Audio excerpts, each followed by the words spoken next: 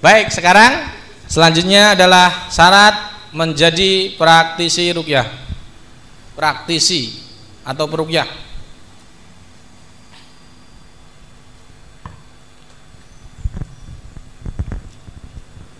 Satu, harus berani.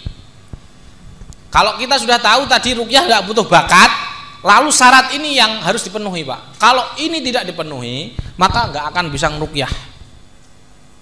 Tidak butuh tirakat, tidak butuh ini. Syarat pertama apa? Berani. Sebelumnya sebenarnya syarat pertama itu bukan berani, tapi 250.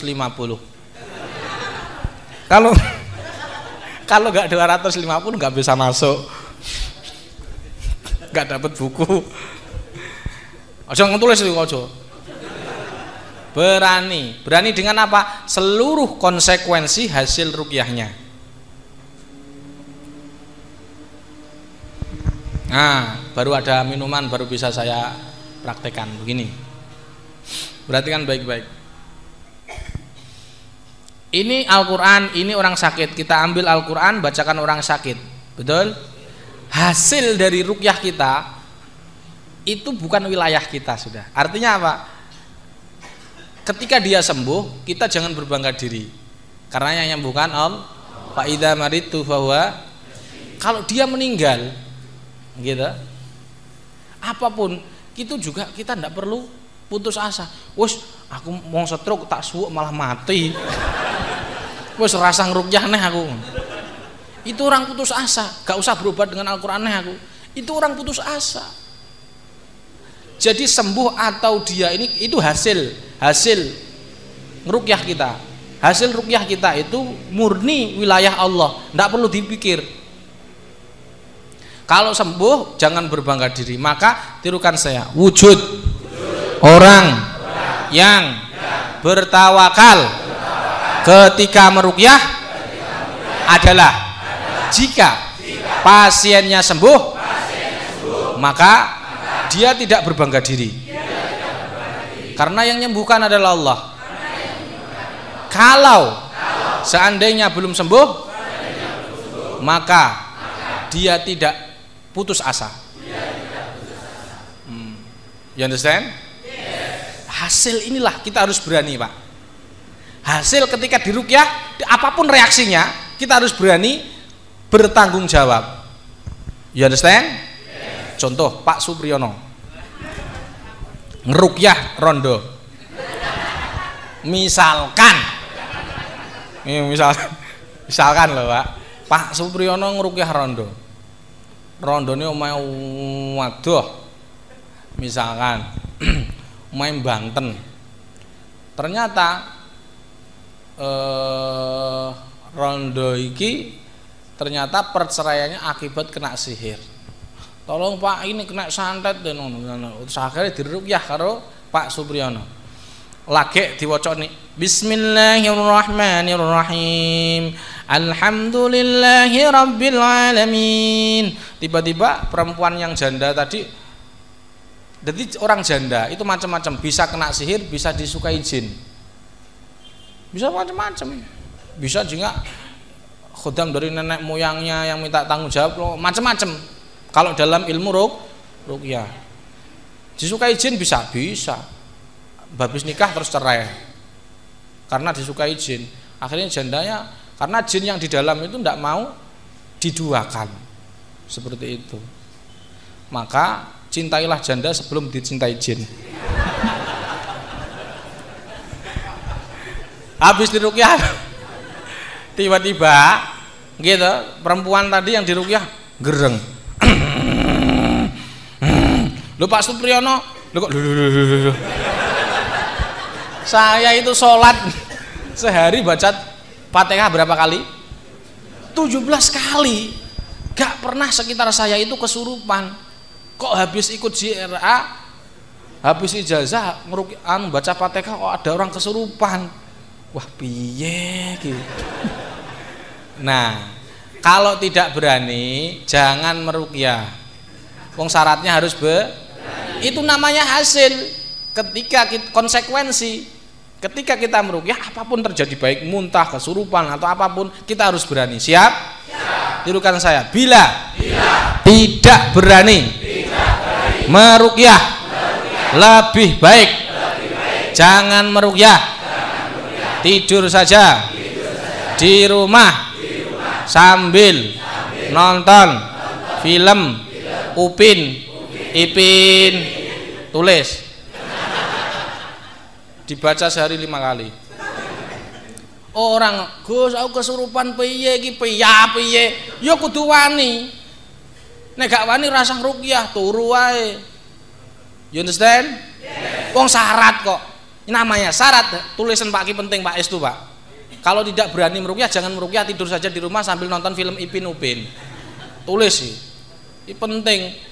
Nyun sewu sing Pak LDNU mengke sing dianu. Niki ada 370 orang. Sing aktif engko paling-paling ya 70 orang. Syukur alhamdulillah lebih dari 200. Allahumma. Kenapa? Karena kadang-kadang enggak berani, Pak. Tetap enggak berani.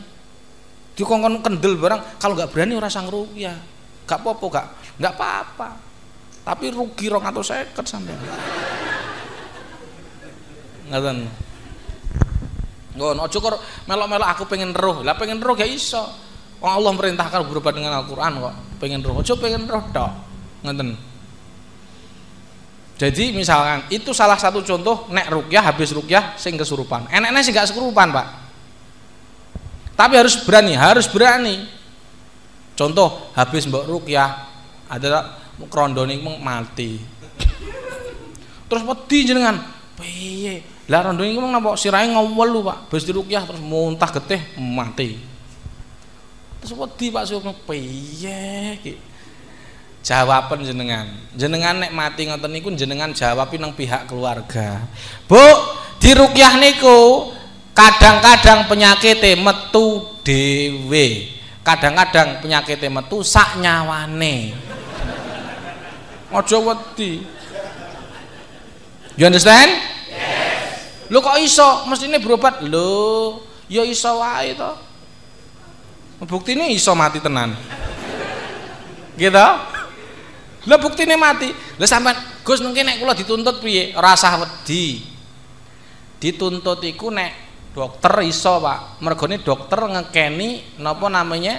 Obat atau dia tindakan medis. Contoh, gitu. Orang sirai ngeluh karo dokter dikombeni sianida. Gitu. Misalkan, dokter iso dituntut enggak, Pak? Bisa, karena bisa dicek di lab. Ada buktinya. Nek tukang suwuk gak ono buktine, Pak. Oh iya, tak iki pertanyaan dilaporke napa? Polisi. Ayo Pak Supriyono laporke polisi, rondo ngisrahe ngeluh, diruqyah mati. Dilaporke, harus siap, Pak. Siap. Lo kok bisa siap? Mana buktinya itu mati gara-gara tak ruqyah? Enggak ada. Nek dokter wajar. Karena dia harus profesional, harus tahu sirah ngeluh gak oleh diwaca sianida, ada ilmunya, ndak boleh. Kenapa? Dokter harus profesional, kuliahnya larang. Mlebu wis 75 juta. Spesialis tukang suwuk. Itu pun seumur hidup. Sopo sing wani? Napa siapa yang berani melaporkan ke polisi? Yo eman-eman, Pak. Akhirnya kok napa eman-eman? Ora nek buktine percuma. Kalah tetep. Maka saya bilang, jenengan berani ndak meruqyah? Berani ndak meruqyah? Siap? Siap. Oke. Yang selanjutnya yang kedua, syarat praktisi. Tidak boleh gampang panik. Tidak boleh gampang panik.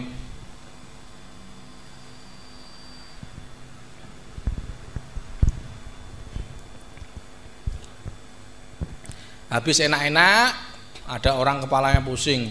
Tadi ya, misalkan perempuan diruqyah tiba-tiba ngereng. Terus hati-hati kuta tumpah, Pak. Miring kemiringan. Hati-hati, kemiringan sampean fokusnya ke air aja, jangan ke orang. Mengkhawatirkan. Ini harus berani seperti ini, Pak. Berani tumpah. Dia lihat amit-amit saya. Allah Akbar, apa? Alhamdulillah tumpah. Dari ini tukang suwo yang angel logika, Pak. Pas ini tumpah tadi. Ki enggak tumpah. Angel di logika. Baik, berkah 250. Baik, sekarang apa yang dimaksud tidak gampang panik? Contoh, orang ruqyah panik itu jadi petaka, Pak. Pak Siono ruqyah tiba-tiba muntah darah. Loh, muntah darah, ambil HP. Halo, RSUD Temanggung, tolong ada pasien satu nih muntah darah. Waduh, apa ini? Padahal orang muntah darah itu tidak masalah, Pak. Ketika di ruqyah biasanya sering pusing, otak kecil belakang itu bermasalah akhirnya muntah darah. Atau orang sesek itu nanti biasanya muntah darah atau lendir. Pertanyaannya, kalau pihak dokter tadi teko, habis diapakan Pak Supriyono? Habis saya ruqyah. Terus muntah darah. Ya dokternya akhirnya gue punya kesimpulan sendiri, gara-gara di ruqyah muntah darah.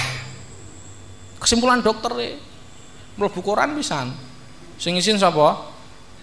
Ya aku barang yo LDNO. Ana tukang suwuke sing kaya ngono. Padahal di ruqyah muntah darah mboten napa-napa. Jadi jenengan mungkin tiba-tiba muntah, kok muntahku darah, enggak masalah. Itu karena insomnia, vertigo seperti itu. Nah, memang biasanya begitu. Jadi itu sifatnya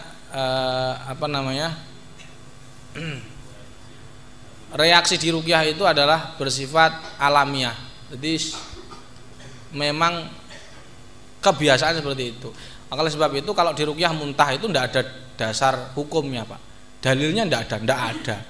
Cuman biasanya begitu gitu aja. Makanya di ruqyah kok begini. Pernah enggak Rasulullah membacakan ruqyah orang kesurupan? Enggak pernah, Pak. Kanjeng Nabi itu kalau ngeluarkan ukhruj ya Allah, tepuk dajana, deg-deg gak kesurupan, Pak. Orang sekarang ruqyah malah kesurupan, bangga diupload di Facebook menaklukkan raja jin dengan pasukan 1000-an bangga. Padahal jinnya bujuk. Saya punya pasukan berapa? 1000. Saya pernah loh, Pak jin itu bilang begitu. Di Kediri itu ada. Kowe anak buahmu piro?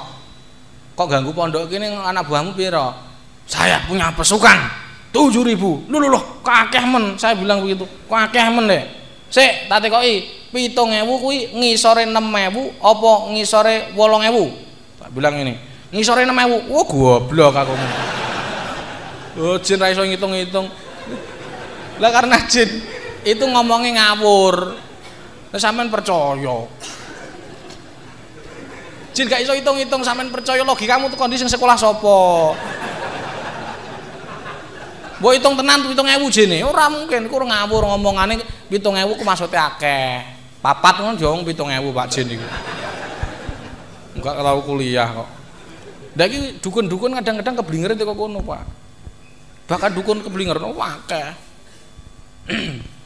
Makanya dia ngoleksi jin, jadi jin collection. Oke, kita lanjutkan. Yang ketiga, syaratnya adalah harus luangkan waktu hafal ayat-ayat ruqyah. Luangkan waktu hafal ayat-ayat ruqyah.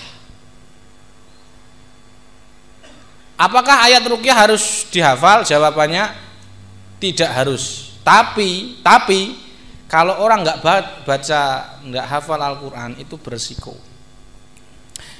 Resiko pertama, orang kalau tidak hafal ayat-ayat ruqyah beresiko. Resiko pertama, kalau tidak hafal ayat-ayat ruqyah, satu, dia akan bertawakal kepada buku. Oke? You understand? Contoh, Pak Supriyono ngeruqyah di Timika, wis medun teko bandara, karek ngono. Gimana rondone omahe Timika misalkan. Wireng ngono. Di ruqyah, habis ngono. Omahe sampean rumahnya sebelah mana, Bu? Sebelah masjid. Habis marani masjid, jap Gojek lagi ate medun kurang 2 meter. Omahe kalian kurang 2 meter gitu. Saya sudah di depan mau telepon ibunya, dia golek buku saya. Loh, bukuku endi rek? Ora tak gawa. Nelpon maneh balik nih. Bu maaf saya mau pulang dulu ke Magelang, kenapa? Ngambil buku misalkan. Karena belum hafal. Ini tawakal. Sampai nanti juga ada orang kesurupan, Wes kesurupan wis parani, kok menggon wis tater motor wis disakin. Waduh, bukuku iki keri. Balik neh motore mulih neh. Suwen. Makanya resiko pertama itu dia akan bertawakal pada buku. 2. Kalau orang tidak hafal itu misalkan ya orang kesurupan, dia kesurupan macan, wah Pak Supriyono ndak takut saya, udah biasa kesurupan macan. Itu jin orang-orang yang suka kesurupan macan ini biasanya karena suka makan biskuat, jadi sekuat macan. Jadi untuk menata hatinya, dia pikirannya seperti itu. Biasa macan, jin saya itu ketemu jin ular, macan, cacing, kupu-kupu, pinguin sudah biasa saya. Terus muntah darah, biasa saya muntah darah, muntah beling, muntah kulkas sudah biasa. Terus ketiga, dia gak hafal, gitu. Akhirnya baca buku Pak Supriyono. Wa qulil haqqu min rabbikum faman syaa'a falyu'min wa man syaa'a falyakfur. Ternyata jinnya kafir. Panas, direbut bukunya, buang, pok, diambil buang. Lah kan belum hafal dia. Waduh. Bukuku ndi? Bingung Pak Supriyono. Kacau gitu. Akhirnya dibuang ndur lemari. Munggah lemari Pak Supriyono. Goleki buku nendi bukuku. Alhamdulillah ketemu maneh. Medun diwasi ngisor. Lho wis ilang. Wis mlayu kesuwen munggahe. Itu resiko kedua. Kalau nggak hafal megang buku direbut jin bukunya. Untung masih direbut. Dulu itu saya di Banyumas itu orang rukyah pakai buku ini. Bismillahirrahmanirrahim. Fokus di buku. Lah iki gak diwasi sing dirukyah wis ngene-ngene. Akhirnya bukunya diambil, bek kaplok di raine. Pak. Itu. Pernah nggak Rasulullah baca begitu? Belum pernah Pak, itu bid'ah tuh. Bid'ah hasanah maksudnya. Bid'ah yang menyakitkan. Nah buktinya dikaplok. Rasulullah itu kalau ngeluarkan ukhruj ya dua metusan, gak tanpa kesurupan. Kenapa? Rasulullah subhanallah, beliau itu kasih Allah. Laula kaya Muhammad dia tanpa Nabi Muhammad dia ciptakan bumi, ya wajar Pak. Ukhrijatullah jin wedi. Wush. Nah sampean, nek Sayyidina Muhammad wajar, nek Sayyidina Supriyono kok. Ya leren gelut sik. Kadang dikaplok buku, kadang didoni. Ayo, metu. A'udzubillahi minasy duwidoni. Jene kafir, wajar sing sabar. Nek didoni pripun, Gus? Ya dilapi wong ngono tok. Sing sabar, ora usah nesu. Tidak perlu nesu. Mergo napa, Pak? Enggak usah dijak gelut. Jin itu kelas awake dhewe. Jak gelut ngapain koyo wow, enggak usah jak gelut. Enggak perlu jak gelut. Wal qad karrama bani Adam. Allah memuliakan bani Adam. Ini jin iku didakwahi, Pak. Aja jak gelut. Ngesakne jin. Jadi ora usah jak gelut, malah nek ngejak gelut itu gak levele kok mbok tandingi. Ora usah jak gelut. Mengko nek kalah ya isin. Kira oke? Nggih. On, niku sing penting, Pak. Tapi khusus jadi harus hafal. Maka supaya nyicil hafalane, Pak, karena ambek buku ki mesti sampean kok bingung. Iku jene kafir. Bukune jiko dilebokne kamplenge sampean iso. Makanya hati-hati. Mau sing nggoyo kacamata kuwi. Kadang kacamatamu iso direbut barang. Blereng maca tulisan. Nah, ya kita. Iku jene kafir, Pak. Nek jene muslim malah nemen. Gitu. Oh gak hafal, wis bukune gak digawa, gitu. Gak hafal. Makanya syaratnya kan kudu hafal. Dia gak hafal kok. Akhirnya maca sak apale. Qul a'udzu birabbil falaq. Malah jene kul ya ayyuhal kafirun. Qul ya ayyuhal kafirun la a'budu ma ta'budun. Ngono. Pak Supriyono nerokne. Alah kuwi aku ya iso. Diterokne jajal. Ternyata ora hafal. La a'budu ma ta'budun wala antum a'biduna ma a'bud wala ana a'bidum ma 'abadtum wala antum a'biduna ma a'bud wala ana a'bidum ma 'abadtum wala antum a'biduna ma a'bud. Bingung kalau jine jari hafal. Ayo lakum. Oh iya ya, lakum dinukum waliyadin. Krana gak hafal sange sapale.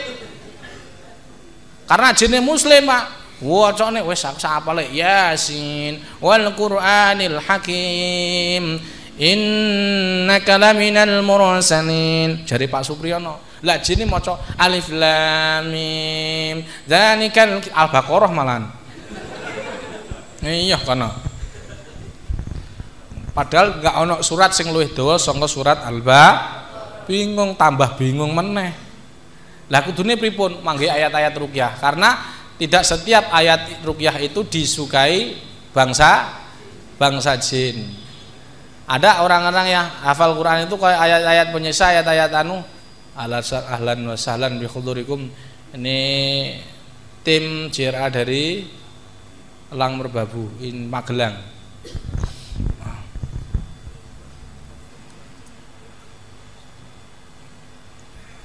Baik, syarat kedua. Jadi siap sampean hafal ayat-ayat ruqyah? Hati-hati, ngomong dites jin gue gak hafal. Isin sampean. Oleh sebab itu hari ini sampean harus hafal minimal 3 ayat. Tirukan saya. Hari ini saya bertekad untuk menghafal menghafal 3 ayat ruqyah ini. Jika saya tidak hafal 3 ayat ruqyah ini, maka saya siap untuk tidak mendapat piagam. Panitia ditulis. Nah, itu ditulis ya. Ayat pertama. Pak Kiro Magelang.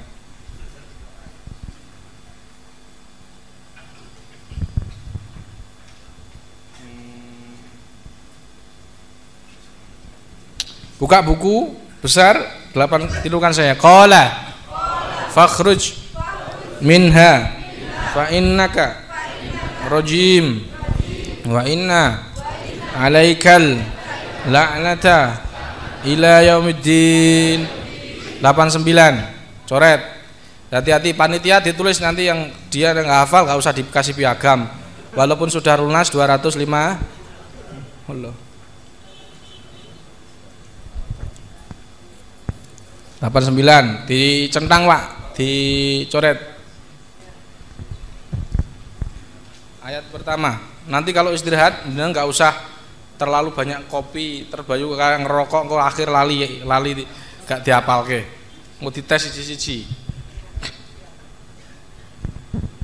Ayat kedua. Turukan saya. Inna waliyillah walladzi nazzalal kitaba wa huwa yatawalla shalihin aynama takunu ya'ti bikumullahu jami'a innallaha ala kulli syai'in qadir. 62 dibuka yang besar Pak ya, kita fokus buku yang besar aja. Monggo.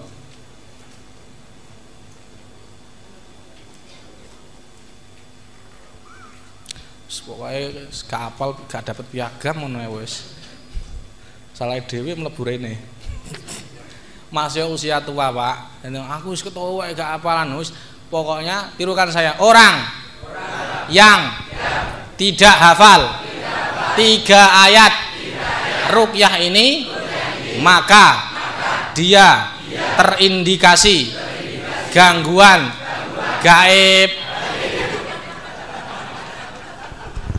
Ini sama nggak hafal, jelas gangguan. Kok sulit hafalannya kan? Karena ada itu zaman sahabat Nabi meran, ya Rasulullah, saya ini hafalan sering lupa Al-Quran. Ternyata ada jinnya. Ukhruj ya Allah. Sampai yang ngono, kok gak hafal-hafal, gegerit tebul. Ukhruj ya Allah. Kalau nggak bisa begitu ya pegang kepalanya, fankihu ma thaba lakum minan nisa. Karena bermasalah gitu. Orang gangguan. Yang ketiga, halaman 105. Wallahu khairun hafidau wa huwa arhamur rahimin.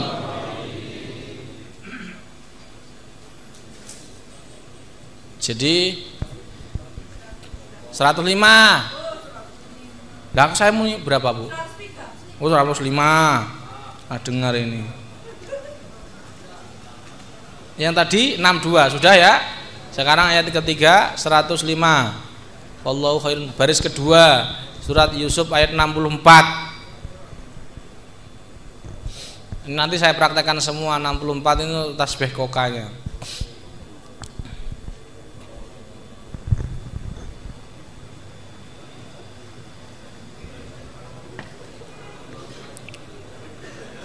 Udah ketemu baris kedua.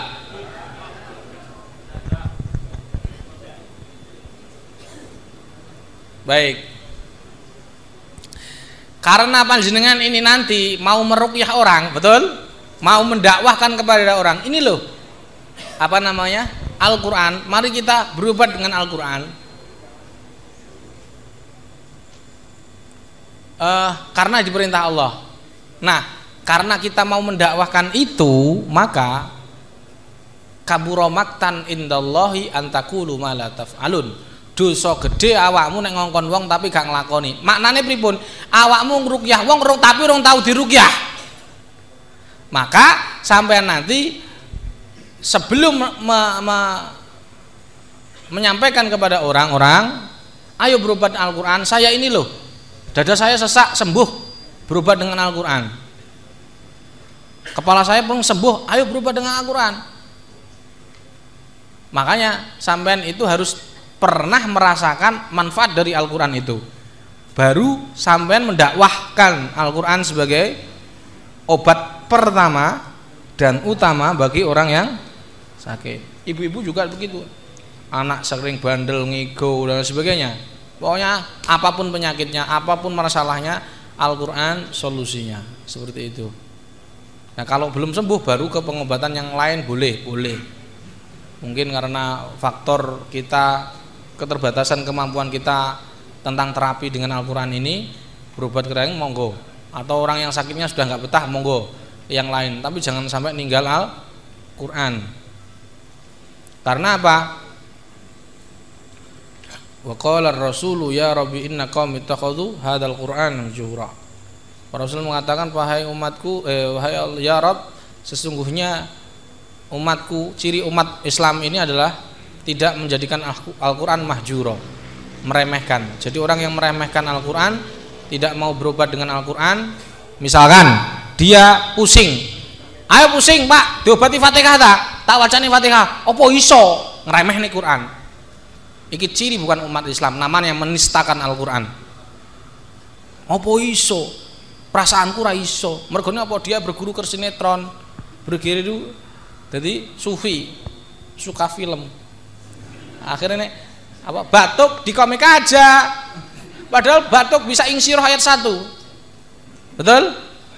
Nah, nanti jenengan akan praktekkan. Nanti kalau batuk ditepuk dadanya, paling surah ayat 1. Batuk di komik aja. Kok jenengan percaya? Korban sinetron, sufi, suka film. Jadi justru ketika jenengan gak mau berobat dengan Al-Quran, menistakan Al-Quran, mesti nih. Saya tak tekoki Pak Supriyono, nek sirahe ngelu diobati apa? Nah, menistakan Al-Quran, mesti nih di penjara 2 tahun. Kayak Pak Ahok, Oh, menistakan Al-Qur'an, menistakan agama. Lah kok iso menistakan? Lah dhek gak mau berobat dengan Al-Qur'an. Mesti jawab meneh. Lah lha apa? Al-Qur'an kok iso ngobati? Nah, ngremehne. Nah, you understand? Yes. Kenapa Pak Supriyono nggak mau tidak berobat dengan Al-Qur'an? Kok malah ngombe Paramek?